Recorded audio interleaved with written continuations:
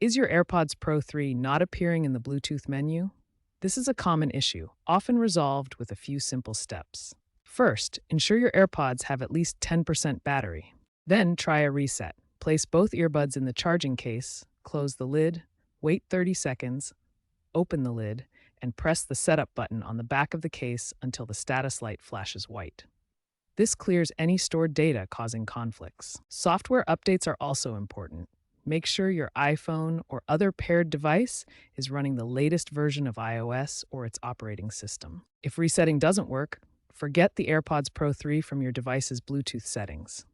On your iPhone, go to Settings Bluetooth, find your AirPods in the list, and tap Forget this device. This removes the AirPods from the device's memory, preventing conflicts. After forgetting the device, bring the open AirPods case near your device to initiate repairing. Follow the on-screen prompts to reconnect. Avoiding Bluetooth interference from microwaves or other devices can also improve connectivity. If issues persist, contact Apple support, as hardware problems, though less common, may require professional assistance.